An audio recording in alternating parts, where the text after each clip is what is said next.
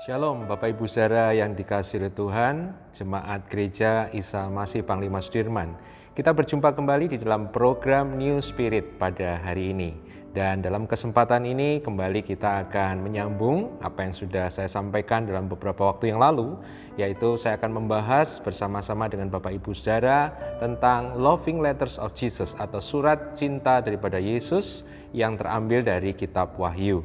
Dalam kesempatan pada pagi hari ini saya akan mengajak Bapak Ibu Saudara untuk membaca di dalam kitab Wahyu pasal yang ketiga, dan kita akan membaca di dalam ayat yang pertama sampai dengan ayatnya yang ketiga. Kitab Wahyu pasal yang ketiga, ayat yang pertama sampai dengan ayat yang ketiga, demikianlah bunyi firman Tuhan. Dan tuliskanlah kepada malaikat jemaat di Sardis, inilah firman Dia yang memiliki ketujuh roh Allah dan ketujuh bintang itu. Aku tahu segala pekerjaanmu, engkau dikatakan hidup padahal engkau mati. Bangunlah dan kuatkanlah apa yang masih tinggal yang sudah hampir mati, sebab tidak satu pun dari pekerjaanmu yang aku dapati sempurna di hadapan Allahku. Karena itu ingatlah bagaimana engkau telah menerima dan mendengarnya. Turutilah itu dan bertobatlah.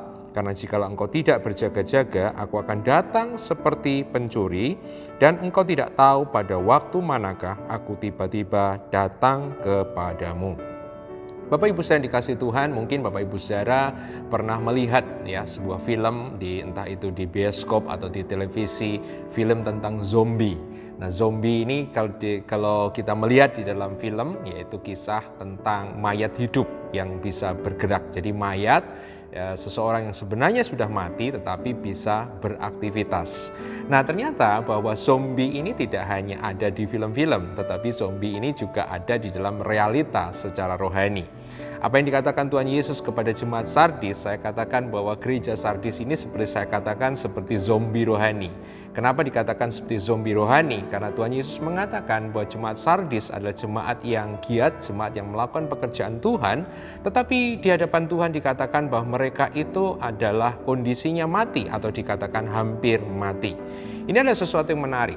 Apa yang bisa kita belajar dari gereja Sardis atau surat cinta Yesus kepada gereja Sardis adalah bahwa aktivitas rohani ternyata tidak menentukan apakah seseorang itu memiliki kehidupan rohani atau tidak. Kesibukan-kesibukan atau aktivitas-aktivitas yang dilakukan di dalam nama Tuhan dan bagi Tuhan ternyata tidak menjamin bahwa kondisi atau realita rohani kehidupan seseorang di hadapan Tuhan itu hidup. Ini yang dikatakan oleh Tuhan Yesus kepada gereja di Sardis. Kalau gereja di Sardis ini tidak boleh dikatakan mati, maka di dalam ayatnya yang kedua tadi dikatakan sesuatu yang hampir mati atau dikatakan sekarat. Nah, ini menjadi satu perenungan yang menarik buat saya, bagaimana bahwa gereja yang begitu aktif, bagaimana gereja yang begitu luar biasa, bagaimana gereja yang begitu sibuk melayani bagi Tuhan, tapi ternyata bahwa gereja ini dikatakan mati rohani atau sekarat rohani. Dan saya percaya bahwa gereja di Sardis ini memang pada awalnya adalah gereja yang betul-betul hidup, karena seperti tadi di ayat kedua saya akan membacakan, Tuhan Yesus mengatakan begini, bangunlah dan kuatkanlah apa yang masih tinggal yang sudah hampir mati. Kalau dikatakan sudah hampir mati, berarti gereja di Sardis ini sebenarnya adalah gereja yang pernah hidup atau hidup. Nah, ini menjadi perenungan kita bersama, bagaimana bahwa gereja yang Sardis yang pada awalnya hidup, pada awalnya dinamis, tapi kemudian mengalami sekarat. Mari kita melihat di dalam ayatnya yang kedua, karena saya percaya bahwa penyebab atau diagnosa Tuhan Yesus kepada gereja Sardis didapatkan di dalam kalimat yang ditujukan oleh Tuhan Yesus, yaitu di dalam ayat yang kedua. Di dalam ayat kedua Tuhan Yesus mengatakan, bangunlah dan kuatkanlah apa yang masih tinggal yang sudah hampir mati. Perhatikan kalimat ini, bangunlah.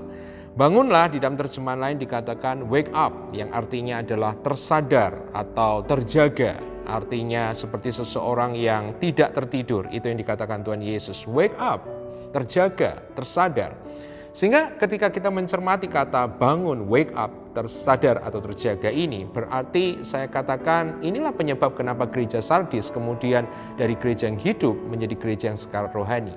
Yaitu gereja Sardis atau orang-orang Kristen yang ada di Sardis atau jemaat di Sardis tidak mengawasi atau tidak berjaga, tidak memperhatikan tentang kondisi atau realita rohani mereka, kondisi hati dan pikiran mereka di hadapan Tuhan.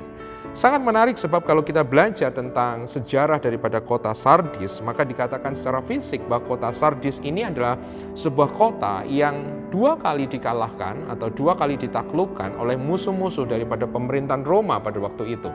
Dalam sejarah misalnya kita membaca bahwa kota Sardis pernah jatuh di bawah serangan yaitu Raja Kores dari Persia tahun 549 sebelum Masehi, dan kemudian jatuh di bawah serangan daripada Raja Antiochus yang agung tahun 214 sebelum Masehi. Nah, dari sejarah kita akan mempelajari kenapa kota Sardis ini bisa sampai 2 kali jatuh di tangan daripada penyerangnya, karena penjaga atau orang-orang atau warga negara daripada kota yang tinggal di kota Sardis tidak berjaga-jaga atau tidak berawas-awas, sehingga kemudian musuh bisa menyerang mereka. Nah, kondisi fisik daripada kota Sardis dari sejarah ini menurut saya memantulkan realita rohani daripada kondisi gereja tersebut.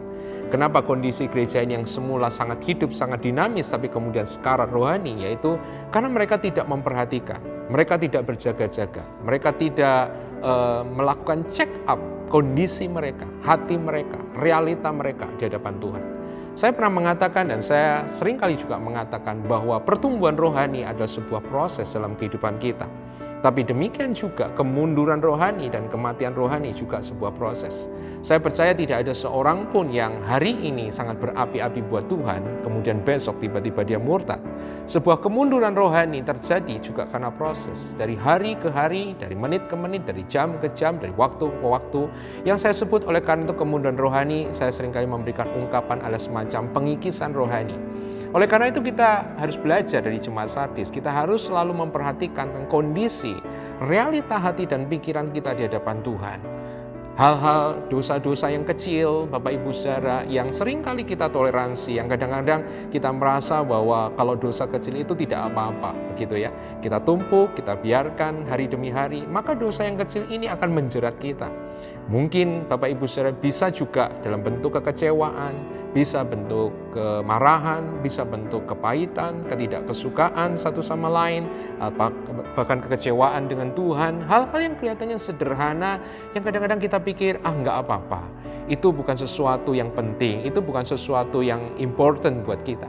Tetapi kalau kita tidak memperhatikan dan kita tidak cepat membereskan hal tersebut, maka dosa-dosa yang kecil, Bapak Ibu Saudara, hal-hal yang kecil seperti kepahitan, kegeraman, kemarahan, pertikaian yang tidak diselesaikan, maka itu akan menjerat seseorang sehingga kemudian pada satu titik orang tersebut akan mengalami seperti gereja di Sardis, yaitu mengalami sekarat rohani.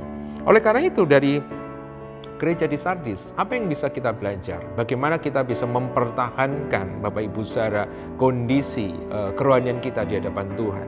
Sesuatu yang menarik menurut saya, yang pertama kita perhatikan apa yang dikatakan Tuhan Yesus tadi dalam ayat yang pertama. Tuhan Yesus mengatakan, dan tuliskanlah kepada malaikat jemaat di Sardis, inilah firman Dia yang memiliki ketujuh roh Allah dan ketujuh bintang itu. Ketujuh roh Allah, seven spirit of God. Jadi apa yang bisa kita pelajari? Yang pertama adalah kita harus memeriksa kondisi hati kita dan pikiran kita di hadapan Tuhan senantiasa. Dan meminta agar Roh Kudus dengan pertolongan Roh Kudus boleh menyingkapkan dosa ataupun sesuatu yang ada dalam hati kita untuk bisa dibereskan di hadapan Tuhan. Saya menyadari kadang-kadang ada hal-hal yang tidak bisa kita sadari secara manusia dengan kekuatan alamiah. Kita harus meminta bantuan Roh Kudus supaya Roh Kudus boleh menyingkapkan kepada kita hal-hal yang tidak berkenan di hadapan Tuhan. Hal-hal yang bisa menjadi sumbatan rohani, hal-hal yang bisa membuat kita kemudian terjerat dan kemudian kalau tidak dibereskan bisa membuat kita jauh daripada Tuhan. Ketujuh roh Allah di dalam kitab Wahyu menceritakan tentang pekerjaan yang sempurna daripada Roh Kudus, yang artinya tidak ada sesuatu pun yang tersembunyi di hadapan Tuhan. Tidak ada yang tersembunyi di hadapan Roh Kudus. Hal ini bukan saja menimbulkan kegentaran, tapi hal ini juga harusnya memberikan semangat kepada kita. Artinya kalau ada hal-hal yang secara manusia kita tidak bisa ketahui, hal itu bisa menyumbat kerohanian kita, tapi dengan bantuan Roh Kudus kita bisa melihat atau kita bisa mengetahui sumbatan-sumbatan rohani tersebut. Itu yang pertama. Yang kedua buat saya, setelah kita mengetahui kondisi hati kita, mengetahui sumbatan rohani kita, yang kedua segera perbarui komitmen kita. Saya percaya bahwa mezbah itu harus senantiasa menyala, kakidian itu harus senantiasa menyala. Setiap hari kita harus memperbarui komitmen komitmen kita di hadapan Tuhan. Yang artinya juga kalau ada hal-hal yang tidak berkenan di hadapan Tuhan, jangan diolor-olor, jangan diulur-ulur, jangan ditunda, segera bereskan. Pada saat detik itu, menit itu, ketika Roh Kudus menyingkapkan kepada kita hal-hal yang menjadi sumbatan rohani, pada detik itu juga, maka saya mendorong Bapak Ibu Saudara untuk segera membereskan di hadapan Tuhan. Kadang-kadang saya melihat bahwa kemunduran rohani di dalam kehidupan anak-anak Tuhan terjadi karena kita merasa nanti saja saya akan bereskan, besok saja saya akan bereskan, minggu depan saja saya akan bereskan, dan kemudian kita lupa, dan kemudian apa yang terjadi? Terlambat. Oleh karena itu yang kedua saya katakan perbarui komitmen. Sehingga saya percaya kalau kita melakukan dua hal ini, yang pertama ada mengundang Roh Kudus untuk menyelidiki hati dan pikiran kita senantiasa di hadapan Tuhan. Yang kedua ada segera membereskan hal-hal yang sumbatan rohani dalam kehidupan kita, memperbarui komitmen kita di hadapan Tuhan, maka kita juga akan menjadi gereja sardis, bukan gereja yang mati rohani, bukan gereja yang sekarat. Kenapa? Karena kata sardis menurut saya menarik. Kata sardis berarti adalah yang lolos, yang terlepas dari sesuatu. Berarti gereja sardis diharapkan di dalam nubuatan ada gereja yang boleh melepaskan diri dari jeratan-jeratan rohani, gereja yang bisa melepaskan diri dari sumbatan-sumbatan rohani. Tapi yang arti kedua dari sardis juga menarik, karena sardis artinya bukan hanya seseorang yang berhasil meloloskan diri atau melepaskan diri, tapi sardis artinya adalah merah atau sesuatu yang menyala. Dan saya percaya ini berhubungan. Kalau kita menjadi orang-orang Kristen yang mau melepaskan diri kita dari segala jeratan rohani, segala macam kepahitan, kemarahan, kekecewaan, ataupun dosa-dosa dalam hidup kita bisa bereskan itu, maka kita akan menjadi orang-orang percaya, kita akan menjadi gereja yang menyala-nyala bagi Tuhan. Dan itulah menurut saya pesan daripada Tuhan Yesus kepada gereja sardis, dan pesan kepada kita semua pada pagi hari ini, biar kita menjadi orang Kristen yang menyala-nyala bagi Tuhan dengan cara selalu melakukan spiritual check up dalam kehidupan kita, membereskan senantiasa kondisi hati kita untuk tetap menyala di hadapan Dia. Kiranya Tuhan memberkati, dan mari kita berdoa untuk kebenaran firman Tuhan. Bapa, kami bersyukur buat pagi hari ini, terima kasih buat anugerah-Mu yang luar biasa. Kami sudah belajar dari satu kebenaran daripada firman-Mu kepada gereja di Sardis. Bantu tolong setiap kami pada pagi hari ini untuk senantiasa menyelidiki hati kami di hadapan Tuhan, kondisi realita rohani kami di hadapan Tuhan. Biarlah Roh Kudus Engkau boleh membantu kami untuk melihat segala kekurangan, dosa, kelemahan, ataupun kompromi-kompromi yang kami lakukan dalam hidup kami. Dan berikan kepada kami anugerah supaya kami boleh membereskan itu dengan segera di hadapan Tuhan. Dan kami percaya saat kami terus melakukan pembaharuan ini di hadapan Tuhan lewat kebenaran firman-Mu, kami akan menjadi orang-orang percaya, kami akan menjadi gereja yang menyala-nyala bagi Tuhan, gereja yang sardis, gereja yang berkobar bagi Tuhan. Terima kasih Engkau memberkati setiap Bapak Ibu Saudara jemaat yang mendengarkan firman Tuhan dan melakukan firman Tuhan. Biarlah kiranya kekuatan, kemurahan, anugerah Tuhan menyertai kami semua pada pagi hari ini dan sepanjang hari ini. Terima kasih Bapa, kami mengucap syukur di dalam nama Tuhan Yesus kami berdoa. Demikianlah firman Tuhan pada pagi hari ini, dan kita akan berjumpa kembali dalam program New Spirit yang selanjutnya. Tuhan memberkati.